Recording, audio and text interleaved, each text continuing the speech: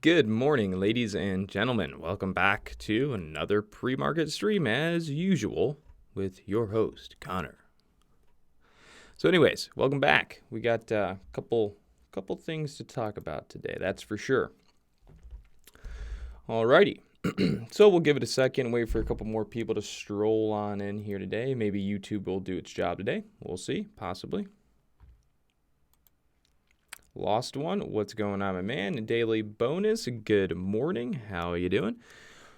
All right. So before we get started, first things first, we have the FOMC meeting. So that is something to consider if you're not familiar with what that is. Basically, that's where the Federal Reserve is going to come out today in a press conference and talk about economic data and how they feel the economy is doing based on employment, unemployment, inflation, et cetera, talking about all sorts of economic data and whether or not they're probably going to do what's called an interest rate cut. So on days like today, a lot of times we can see a choppier market. We might open up on the day in the market with slower or lower volume. So do take that into consideration. Some people don't even trade today. Some people wait until about 2 p.m. When the press conference starts and Jerome Powell, who is going to be the lead speaker at the meeting, they'll wait till 2 p.m. to trade. So again, just take that into consideration. And we do have the meetings coming up today. The economic data is going to be reported, et cetera. And that's something to consider, okay? A lot of times like this, on days like this, like I said, we can see a slower sort of day and maybe a choppier day, making it harder for people to trade. All right. Good morning. Let's see. Okay, cool. All right, good stuff. All right, so first things first, we'll take a look at GE today. I never trade GE, but somehow magically it's on my watch list today. So a couple things to pay attention to. I'm not going to go over the whole spiel here on the news piece, but I think they got quite a bit of news this morning, but a really big piece of news that's boosting the stock is this at 721. I mean, there's multiple things, but this is something that I think is really interesting in this news piece here.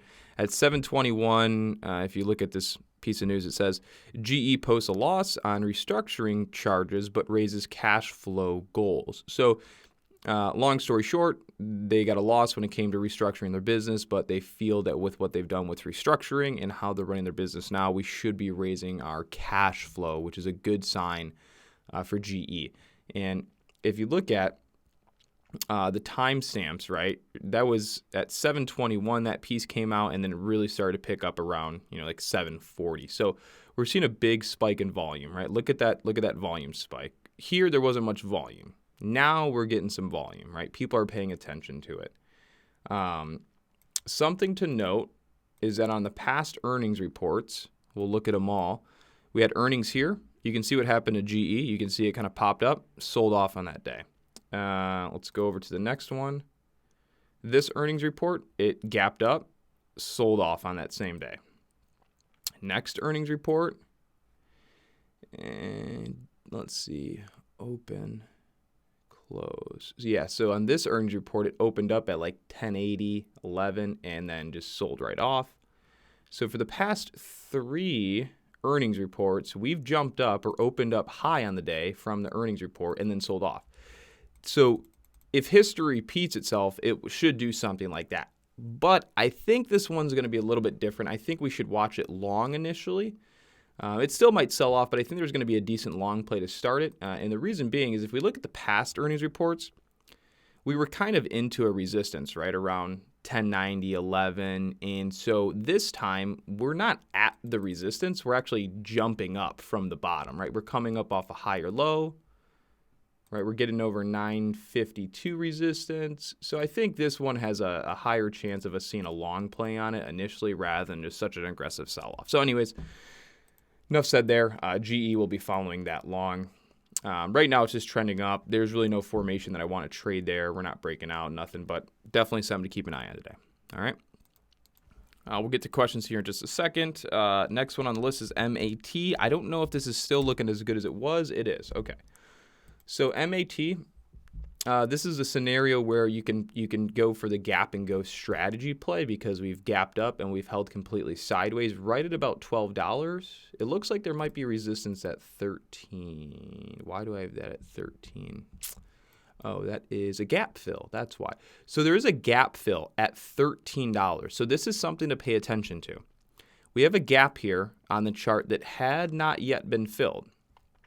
Today, with the earnings report, we're at $12.71. So another 25, 30 cents up, and we should, it's actually less than that, but we'll just say about 30 cents up. You should fill the gap here on that chart. A lot of times when a stock fills a gap, it then gets hit with resistance and sells off. And people may say, well, why? Well, why would it do that? Well, let's imagine that you bought MAT a while ago at this price, and then all of a sudden it gapped down, right? And then you held the bag all the way, right? It had this gap down. You bought in at like 13, maybe 14, and then it gaps down. And then you held the bag, and then today, the price is all the way back up to where you bought at that gap fill. You might close it out and go, thank gosh, I'm so excited to be out. I've been holding it forever. You're kind of, those people will create the resistance. So we'll be watching it today for a long move initially because, again, it gapped up and held very well to the highs on after hours. So I don't want to be short biased initially. So we'll watch it long. And the question remains is whether or not it has the strength to get through the gap fill resistance right at about 13 bucks. Okay. All right, next one on the list is CUR, C-U-R. So CUR is only on the watch list just because I know a bunch of people are probably watching it. And I'd rather kind of give my opinion on it. So I'm not crazy about it yet. It still has my interest because it hasn't sold off yet. But you can see here we had like this curl and this spike over all this resistance, and that didn't really do anything. It hardly even moved, right? So that was something that I was saying is we had this like flat top resistance right about the VWAP. We broke over. It was pretty decent volume, 32,000, not extremely heavy, but, and then it just came right back down, and then it's just been hanging out. So it hasn't really done anything. So it's very, very questionable. Okay, and so I don't think I'm actually going to trade it. I don't think we're going to see this even have that good of a play on it. It might, but with the way it's moving so far, it doesn't have a whole lot of formation to go off of, so it's very hard to read. So for right now, I'd be on standby with this one. And then also do note, Advanced Micro Devices, AMD, they reported earnings, ENPH reported earnings, ATV, EA Sports, Electronic Arts, they reported earnings. So you got a lot of earnings reports going on today, and you have the FOMC meeting. So today is just a very busy day for news, stocks reporting, the FOMC meeting. So again, right now, a lot of attention is just kind of scrambled around the board right now. So again, I would definitely make sure today that you're more patient on your trading and make sure the setups are truly there, the volume backs the move, et cetera, et cetera, et cetera. You get the point. Do I want to trade CUR today? Probably not. If you look at, it's pretty much just been all heavy selling volume, right? If you look at the buying volume is pretty much far less than all the selling volume. So I'm very hesitant on that stock right now. And that's why I wanted to bring it up and point it out, because I know that even though it's gapped up and it looks sort of decent, a lot of people are probably watching it, and I want to give my point out where it's definitely be patient with this one. Okay. All right. Those are the three stocks I had on the watch list. I'm still watching more, but like AMD reported. Look at that big heavy volume spike there to the downside too. Anyways, like AMD reported earnings, I'll probably keep an eye on that. Something else that you might like is Grubhub. Grub reported earnings 2 days ago, in theory, or yesterday. They had a really bad down day yesterday, and they might have continuation down today where it might lead into a relatively easy short. That's something to consider.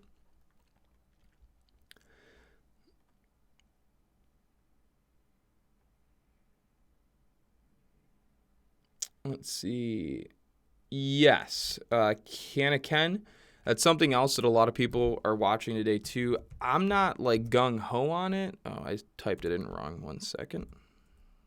Wow, I cannot type ATVI.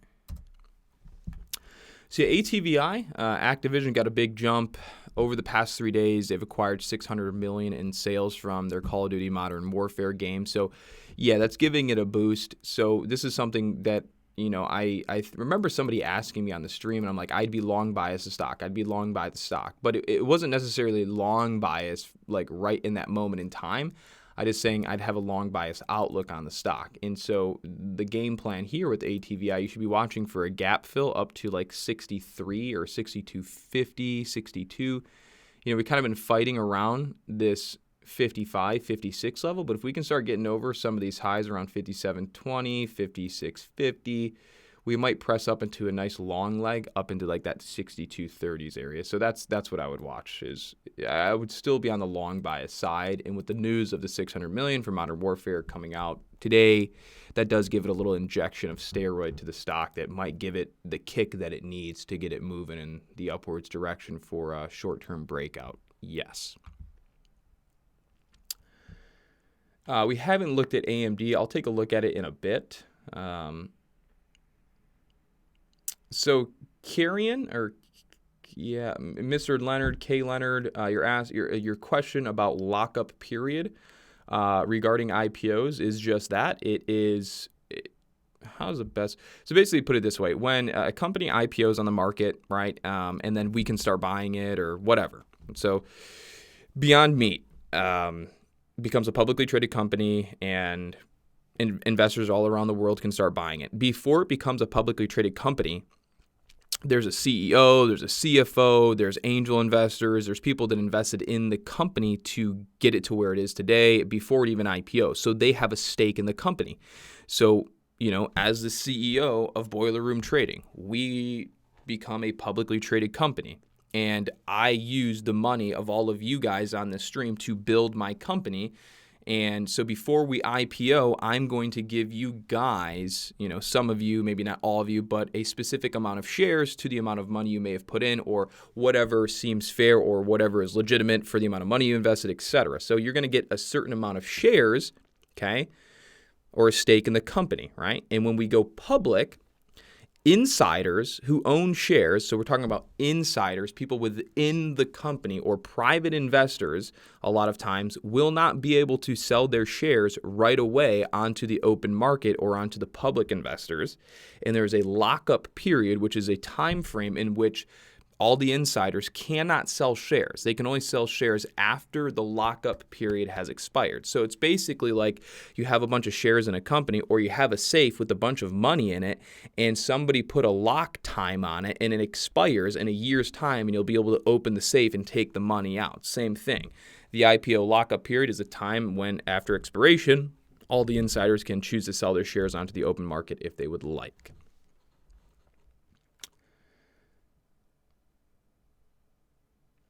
It's really depending on what type of penny stocks you're looking at. It's okay to look at swing trades for penny stocks that are like legit company penny stocks, but if they're not legit company penny stocks, then I wouldn't even ever consider looking at swing trading a penny stock. No.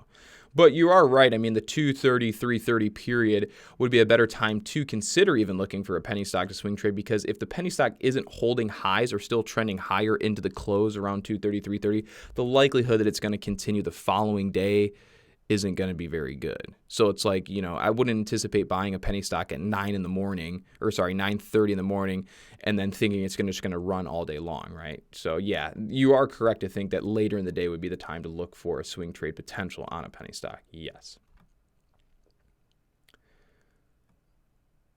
How do you set up your volume chart with red and green color? Go to chart settings. You'll go to appearance. Is this it? Yes. And then volume bars, click color symbol as ticks right there, and then hit apply, and it'll be okay. You may not have caught all that, but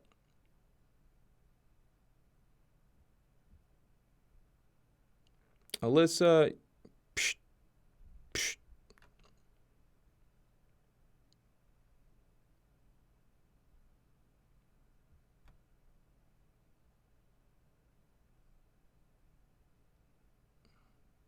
Well, she is right in a theory. We take calculated gambling, put it that way.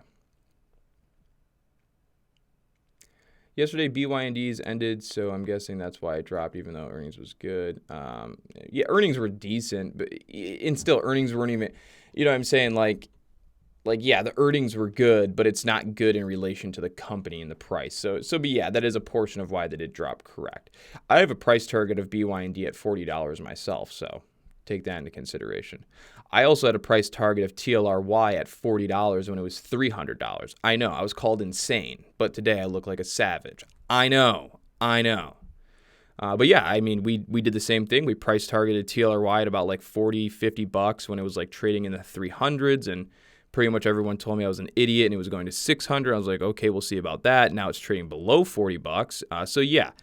And we price targeted BYND at $90, and it hit that, and I'm price targeting now like $40, the IPO pricing.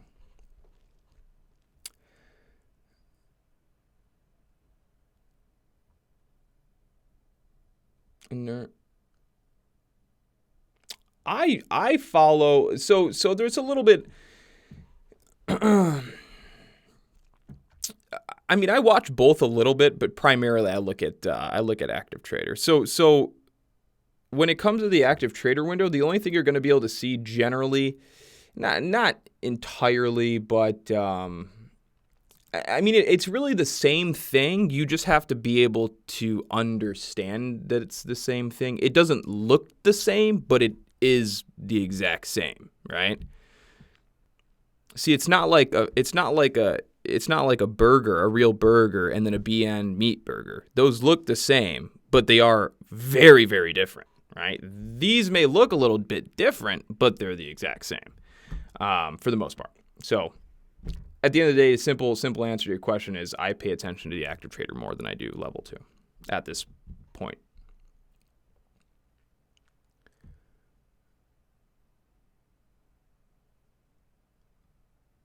So pretty much penny stocks are going to be active, and don't take this to like a T, but penny stock season is the winter season. So let's say beginning of October to maybe April, maybe May, but I would say October to April. Like March, April. That would be like the penny stock season, and then after that, you can still see some penny stocks have some decent days throughout the summer period, but generally it won't be like the winter period. And there's no way to project that this year's penny stock season is going to be better than last year's penny stock season or the season previous to that or before that. You never know, but the season for penny stocks is going to be in the winter.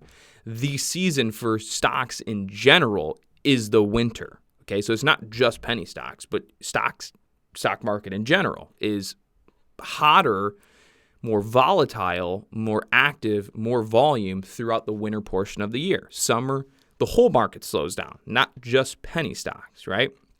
But you find more opportunity outside of the penny stock world during the summer, and you find far less activity in the winter or in the summer, which shouldn't be a surprise, right? Just in general, think about how often there's a good penny stock to trade every day. Not very often, just in general, right? But you can typically find a decent stock to trade every single day that's a large cap stock, okay? So that should answer the question. So a lot of people say penny stocks don't get affected during a recession. Yes, or no and yes. That's a yes and no answer question. That doesn't make any sense what I just said. It's a yes and no answer. Penny stocks do get affected, and they don't get affected. So how don't penny stocks get affected during a market downturn? Well, penny stocks in general aren't heavily market capped stocks, so they don't have a big weigh in on the market per se. So if the overall market's selling off, that means Apple selling off, Facebook selling off, Caterpillar selling off, Boeing selling off. So you're going to see a big drag, a big downturn in a lot of large cap, heavy market cap stocks. Okay? But so if the S&P and the Dow Jones and the NASDAQ are all down $30 a share on the day, Apple's going to get smoked, Facebook's going to get smoked, Netflix is getting smoked, all the large caps are getting smoked. But your penny stocks, there's not going to be a big change in price. Why? Because they don't play a big role in the market, so they're not going to be as affected by the market as a whole, okay? But when markets are going down, people and investors become scared, right? People are probably losing money in their 401ks. So now when a downturn like that happens, there's a good chance you're going to take away from the amount of people that would be willing to stay active in the market in that time, which means the overall trading volume of people buying can decrease. And if buying volume decreases and just overall eyes on the market decrease, then the likelihood of finding penny stocks to have good days and have good runs is going to slim out, right? So you're going to go through a slow period. So price action may not be affected dramatically on the penny stock world, but activity probably is, okay? So that's how it's a yes and no, right? That's how it's a yes and no.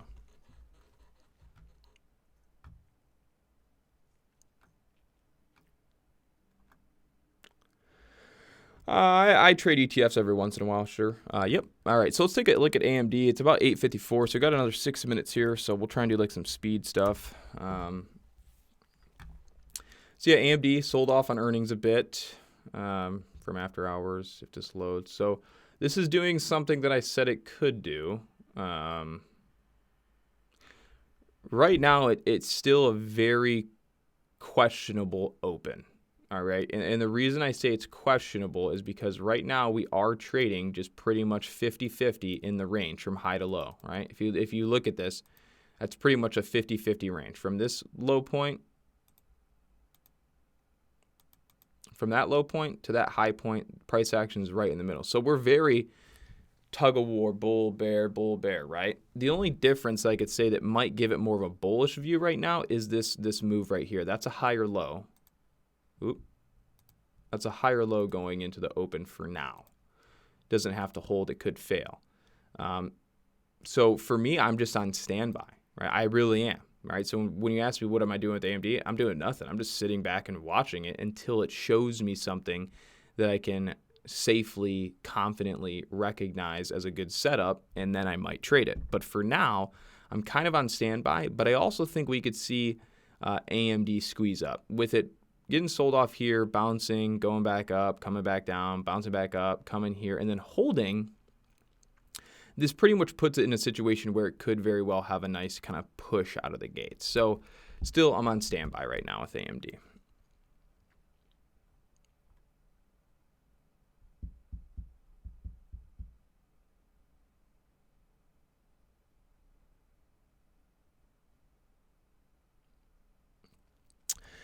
Bang Ho Tang, the process that you need to go through to open up an account. So yeah, if you want to trade U.S. stocks, I mean, you're not going to be able to open up an account with TD Ameritrade, E-Trade, but look at Interactive Brokers. Remember, so this is for you. Write it down. Look at Interactive Brokers. Look at Trade Zero. Interactive Brokers or Trade Zero, I would probably say you should check out. Those would be the two brokers that you could most likely open an account with. So again, Interactive Brokers or Trade Zero.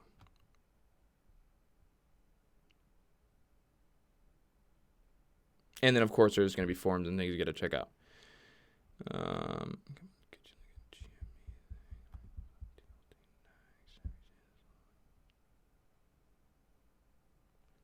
No, I haven't really seen a slowdown in my orders because of commissions. No, I haven't really noticed that.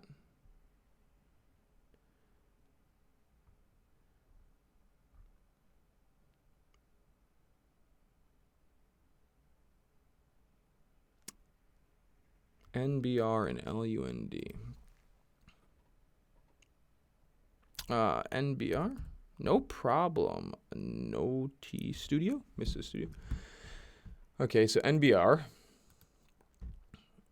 downtrending stock, so the likelihood that you're going to want to buy and hold long term is probably a no-go.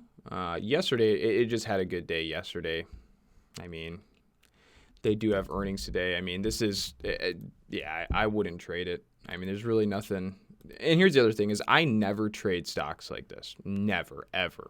Whenever it looks like a barcode, I don't mess with it. So For me personally, I wouldn't even trade it. And that's just it. I mean, you got to think. Well, then again, it does depend on what sort of trading you like to do. But I mean, if you look at this from a day-to-day standpoint, this thing doesn't even change price. It just stays the same. There's basically no swing high, no swing low. It's just very slow, very grindy. Some people like slow. I don't. But right now, I mean, it's just nothing. Pretty boring, right? To me, it's more So for example, I don't even think I would want to buy this, right?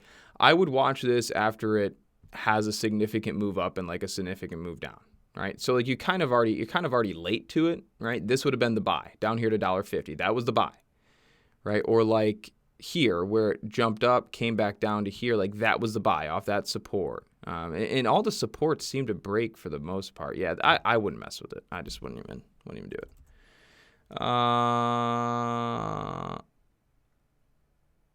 Let's see. And there's an LUND somebody asked about. LUND.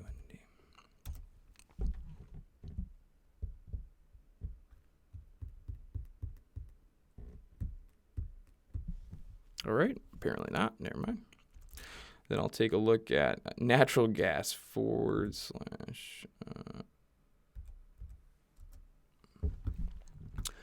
So yeah, natural gas did go through a nice move. I remember seeing this. I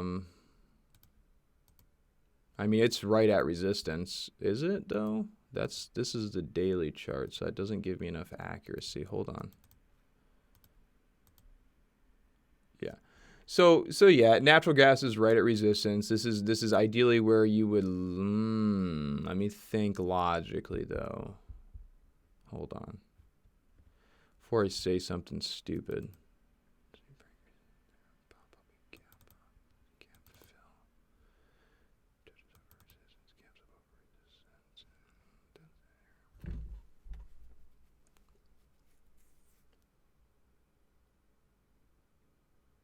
Yeah, so I can't go into the whole spiel right now, but I'd still probably be on the sell side of it right now. Something also to watch is it's possible this actually breaks over this high, but if it breaks over, so if natural gas gets over the 270 mark and kind of into maybe like 272, 275, look at your RSI. If your RSI has a lower high, so what I'm saying is if it has a bearish divergence, it would still be a sell. So I'm on the sell side now, but it's possible you see this move actually go up into a new high, and if it does, it will create a possible bearish divergence. But long story short, I'd be on the sell side, and then also look at this gap here. So you have a big gap to fill too. So same thing like we were talking with MAT and ATVI. There's this gap to fill to the downside. So there's a good chance you're going to see this come down, in a sooner rather than later to fill that gap. All right. So everybody take care. Have a great day. And I will see you guys tomorrow morning for another stream. Make sure to thumbs up the video and then go share every single video I've ever made on YouTube, which is probably over 1,000 videos. It's going to take you a long time, but that's what you should do. Okay, everybody, have a great day and take care. Oh, lastly, I'll post this here, Halloween. This is the last day we're doing our Halloween sale. So if you do want to get into any of our private rooms or day trading course or anything like that, again, no pressure, but if you want to, here is the coupon code, Halloween 2019, and that is 35% off everything. So almost forgot, again, it's the last day, or till the 31st, excuse me, and then we'll be ending the sale. So if you want it, use it, and we'll see you guys on the inside of our trading rooms. If not, I'll see you guys tomorrow morning or following days on another morning stream. Everybody, take care. Have a great day.